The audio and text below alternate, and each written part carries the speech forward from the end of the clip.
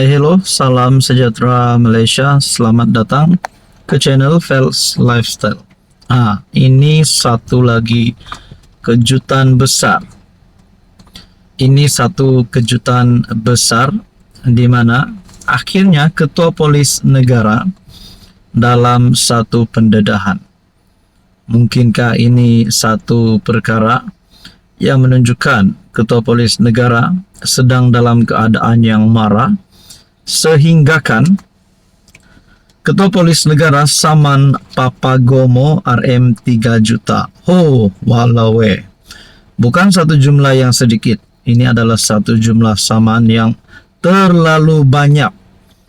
Nah, saudara-saudara, adakah perkara ini perlahan-lahan akan lebih panjang sehingga Papagomo boleh ditangkap bertahun-tahun di penjara? Nah, tuan-tuan dan puan, satu artikel KPN saman Papagomo RM 3 juta. Ketua Polis Negara Tan Sri Razarudin Hussain memfailkan notis tuntutan saman RM 3 juta terhadap blogger kontroversi Papagomo atau nama sebenarnya Wan Muhammad Azri Wan Deris. Difahamkan saman itu berkaitan dakwaan memfitnah dengan melabelkan Razarudin sebagai pelacur, banduan terhormat dan penjilat kepada PM Anwar Ibrahim.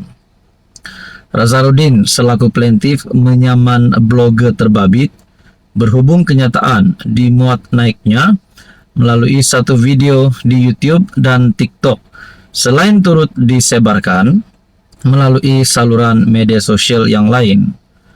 Peguam Ram Kumar mewakili Razarudin memberitahu notis tuntutan Desember saman tersebut difailkan 26 Desember di Mahkamah Tinggi.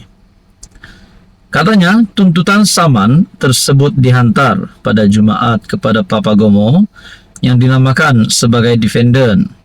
Oleh itu plaintiff menuntut ganti rugi bagi fitnah lisan, ganti rugi fitnah bertulis, ganti rugi ganti rugi teruk atau teladan, dan ganti rugi khas.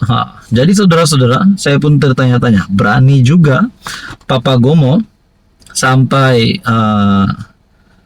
perkara ini telah menyebut kepada KPN yang menyaman Papagomo.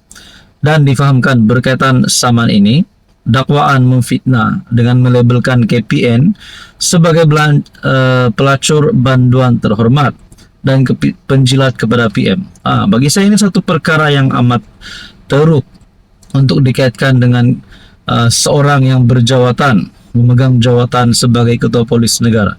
Dan pada akhirnya apa yang akan berlaku kepada Papagomo? Nah, kita nantikan saja. Apa komen Anda? Halo semua, salam sejahtera Malaysia. Selamat datang ke channel Fels Lifestyle. Terima kasih kerana terus setia dan bersama di dalam channel ini.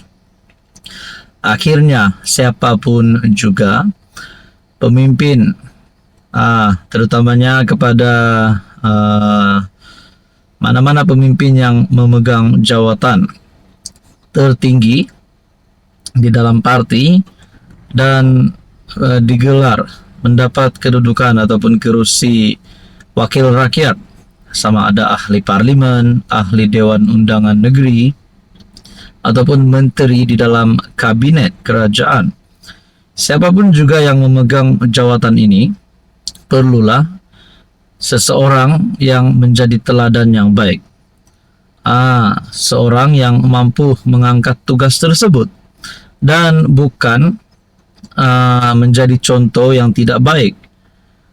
Adakah di dalam kabinet Anwar Ibrahim menteri yang disebut-sebut kebelakangan ini, yaitu Menteri Belia dan Sukan Hana Yo, layak dipecat atau diganti sekiranya didapati bersalah? Tapi setakat ini 7 laporan polis terhadap Hana Yo, satu berita tergempar yang saya terima, yang saya lihat daripada BH Online. Saya pun tidak tahu kalau perkara ini sedikit sebanyak boleh menjatuhkan kepimpinan kerajaan Anwar Ibrahim kerajaan PHBN. Tapi bagaimana pula status Hanayo sebagai Menteri Belia dan Sukan?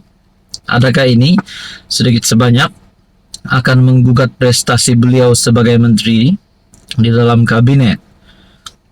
Polis menerima 7 laporan dibuat terhadap Menteri Belia dan Sukan Hanayo yang didakwa berhasrat memurtadkan umat Islam dan mengubah Malaysia menjadi sebuah negara Kristian. Perkara itu disahkan Ketua Polis Daerah Dangwangi, Assistant Commissioner Sulizmi Effendi Sulaiman. Saya sahkan setakat ini, Ibu Pejabat Polis Daerah Dangwangi menerima 7 laporan polis berkaitan isu membabitkan YB Hanayo. Perkara ini dalam tindakan dan siasatan pihak polis. Beberapa pertubuhan bukan kerajaan NGO termasuk Pertubuhan Kebajikan Darul Islam Malaysia, PERKID, Persatuan Pengguna Islam Malaysia PPIM tampil membuat laporan polis. Mahkamah Tinggi KL menolak saman fitnah difailkan terhadap Hanayo. Hana terhadap Musa berhubung kenyataan pada satu forum di UiTM 4 tahun lalu. Nah, berkaitan dengan ini, Anda rasa adakah ini menjadi penyebab kepada kejatuhan Hanayo, ataupun mungkin sebaliknya ada perkara yang lebih baik akan berlaku selepas ini? Apa komen Anda? Halo semua, salam sejahtera Malaysia. Selamat datang ke channel Fels Lifestyle. Terima kasih kerana terus setia dan bersama di dalam channel ini. Baru-baru ini rakyat Sabah, bukan saja Sabah, tetapi seluruh Malaysia digemparkan berkaitan dengan isu skandal rasuah yang berlaku di Sabah, di mana terdapat beberapa nama besar yang disebut. Bukan saja nama besar yang biasa-biasa, termasuk Ketua Menteri Sabah, Menteri Kewangan Sabah. Nah, bercakap berkaitan dengan ini, ini satu perkembangan terkini, update terkini yang saya lihat berkaitan dengan isu skandal rasuah ini. Duit tunai dalam beg galas RM300K dikait Menteri Kewangan Sabah. Adakah berkaitan dengan nombor ini RM300K dikaitkan Menteri Kewangan Sabah adalah jumlah rasuah, duit rasuah yang masuk di dalam poket Menteri Kewangan Sabah ataupun mungkin mana-mana kepimpinan kerajaan negeri Sabah termasuk Ketua Menteri Sabah. Kalau benarlah mereka ini terlibat dengan rasuah. Tapi ini satu tajuk yang pasti mengejutkan ramai orang, terutamanya rakyat Sabah. Duit tunai dalam beg galas, RM300K dikait Menteri Kewangan Sabah. Duit tunai dalam beg galas. Persoalannya, beg galas itu terletak di mana? Adakah di kediaman kepimpinan politik yang telah disebut-sebut dalam skandal rasuah ini? Pemberi maklumat dalam skandal rasuah Sabah mendedahkan tangkap layar WhatsApp dan butiran mengenai transaksi melibatkan 300K yang didakwa berkait dengan Menteri Kewangan Sabah, Masidi Manjun.